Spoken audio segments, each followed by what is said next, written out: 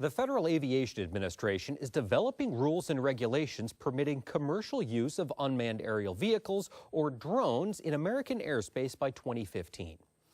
Drones are gaining in popularity, but the radio-controlled gadgets currently are prohibited from flying commercially.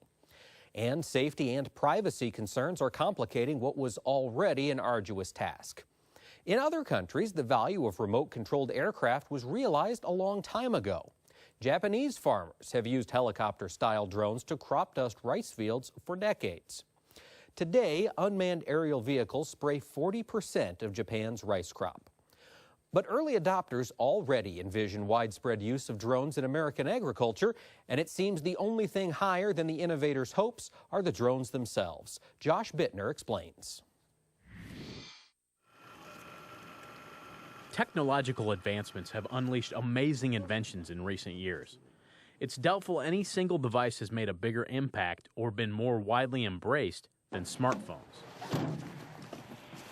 And with minimal modification, the components housed within many handheld devices are capable of controlling autonomous aircraft. While critics advise a more cautionary take-it-slow approach, proponents say the convergence of communication, aviation, and other scientific know-how is accelerating at breakneck pace. I make the comment all the time, this technology is advancing really by the week. With increased affordability and convenience, several industries, including law enforcement, disaster assessment, and even commercial delivery, are anticipating game-changing advantages via aerial drone technology. And while the term drones may conjure up controversial images of war machines performing strikes with surgical precision overseas, their domestic application also is subject to intense scrutiny. When you fly this piece of equipment and you make a mistake or do something not responsible, there's going to be consequences. Farming may be better suited than most industries to realize immediate beneficial results from an eye in the sky. While most crop scouting still is conducted on the ground, an elevated perspective offers a significant increase in agricultural data. This is not a toy. It won't be long till it'll be rare for a farmer and agronomist not to have one of these at their disposal. And as it's flying, I can easily just move it around. Advanced cameras mounted on unmanned aerial vehicles, or UAVs, have been providing highly useful information to early adopters. Producers embracing precision agriculture, who already rely on GPS to guide tractors and apply chemicals, are rapidly adopting drones of various pedigrees. With the farming community abuzz about the cost savings these devices could yield, the future is looking up in rural America. We're seeing students get picked up as instructors or trainers, and they're all kind of waiting for that commercial market to open here in the U.S. Currently, profit-oriented drone flights are illegal, so widespread operation is grounded. But some research institutions have been granted limited waivers as they seek incorporation of UAV programs into their curriculums. The Federal Aviation Administration is engaged in the arduous task of drafting a comprehensive set of rules that would integrate these flying gadgets into the national airspace by 2015. If we look up in the sky right now, we can see there's a private pilot out here. In the interim, universities and hobbyists can fly, but not above 400 feet. And these discretionary flights generally take place over private property with a landowner's permission. Safety and privacy concerns are paramount to when the government formulates how to issue permits for commercial operation. Legislation primarily aimed at minimizing police overreach has been introduced in a number of states.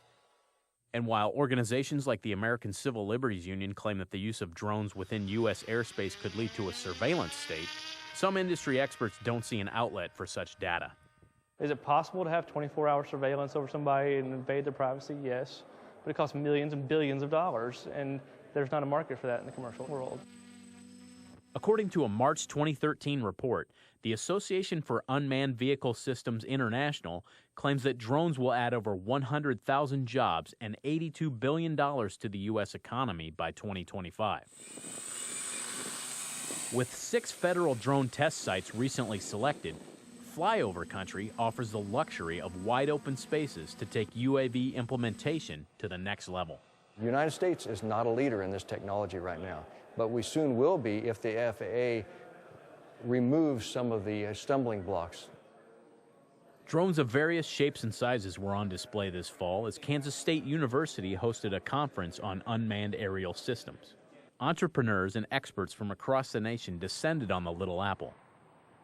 Home of a proud tradition in aviation, K-State and its affiliate institutions provided an opportunity for investors and enthusiasts alike to discuss the range of challenges and opportunities for the emerging industry. So it's a win-win scenario. With abundant enthusiasm for agricultural use, some agronomists claim drones could also be a plus for the environment. We can improve our ability to reduce the amount of runoff that go into our lakes from our agriculture, and we can improve the ability of getting nitrogen or nutrients in the places that's needed to increase the yield. So we'll increase the amount of production we produce on the same amount of land, even if we don't increase the amount of land we're planting on. Savvy producers have already employed key pieces of new technology to their advantage. Town Line Farms is able to make timely, cost-saving water management decisions by probing soil moisture levels of its irrigated ground in central Illinois. Adding Normalized Difference Vegetation Index, or NDVI imagery, has provided an improved, nearly on-demand glimpse into plant health at any time of the growing season. We were actually hiring an airplane to fly, and they would get us one shot, and it would be right before tasseling, which in this area is mid-July to early July. And we had one chance at it to get one shot a year. The airplane that flew and took this image, without question, was I would say at least $100,000 airplane that cost several $100s an hour to fly. With a background in farming and aviation, Chad Colby purchased his own quadcopter for less than $10,000 and collaborates with growers in his area. Colby is the Integrated Solutions Manager at Cross Implement in Minear, Illinois.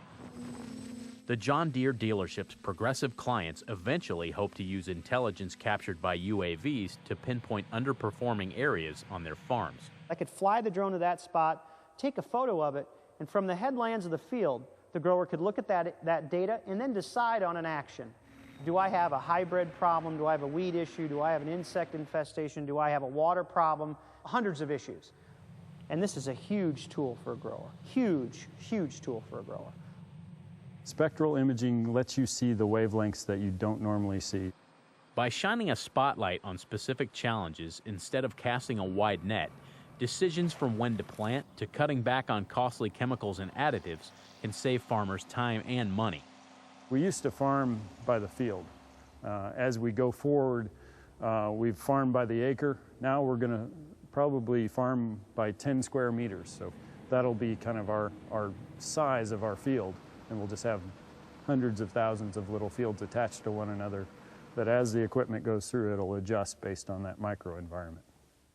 And as optical technology continues to march forward, the amount of data a farmer will be able to reap from a drone could increase exponentially.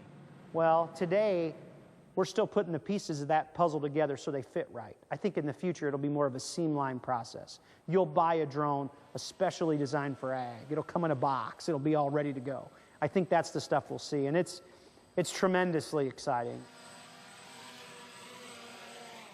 For Market to Market, I'm Josh Bittner.